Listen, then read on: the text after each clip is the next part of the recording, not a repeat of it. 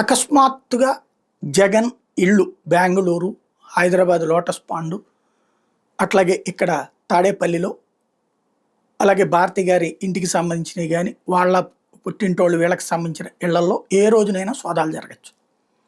ప్రస్తుతం ఇప్పటిదాకా ఈ రాజకేశిరెడ్డి ఇవన్నీ అయిపోయినాయి. ముందు విజయసాయిరెడ్డి అయిపోయాడు, మిథున్ రెడ్డి అయిపోయాడు, చేతికొచ్చిన పేర్లన్నీ అయిపోయినాయి.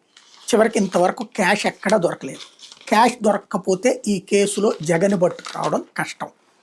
క్యాష్ దొరకాలి అంటే ఇప్పుడు ఉన్నటువంటిది ఏదో బంగారం కొన్నారు లేకపోతే ఇంకోటి కొన్నారంటే అవన్నీ చట్టబద్ధం ఇన్కమ్ ట్యాక్స్ లెక్కల కిందకు ఉంటాయి. కాబట్టి దాన్ని కాదనడానికి ఏమీ లేదు. ఇప్పుడు ఇంకా ఏకైక చాయిస్ ఉన్నది ఏంటి అంటే ఇప్పటికి వీళ్ళు వేస్తున్న ఏకైక ఎత్తు ఎస్పీవై రెడ్డి ఎప్పుడు వైసీపీలో నుంచి తెలుగుదేశంలో చేరిపోయాడు. 2014-15 సంవత్సరంలో చేరిపోయాడు. గెలిచిన 4 రోజులకి వాళ్ళ అల్లుడు తెలుగుదేశం మనిషి అవుతాడా, వైసీపీ మనిషి అవుతాడా?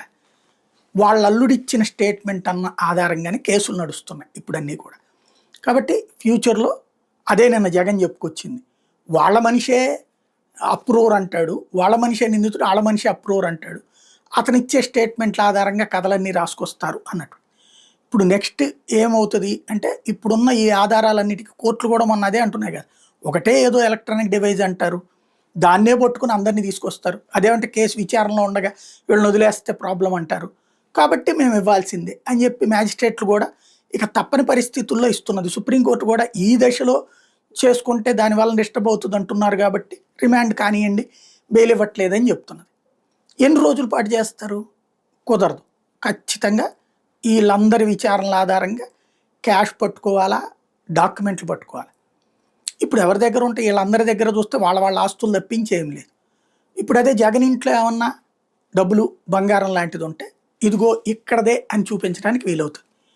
ఇప్పుడు వీళ్ళందరి స్టేట్మెంట్ ఆధారంగా రేపో మాపో కోర్టులో సెర్చ్ వారెంట్లు తీసుకుంటారు. అకస్మాత్తుగా ఒక్కరోజు 3 ప్రాంతాల్లో 4 ప్రాంతాల్లో సెర్చెస్ జరిగినా ఆశ్చర్యపోనక్కర్లేదు.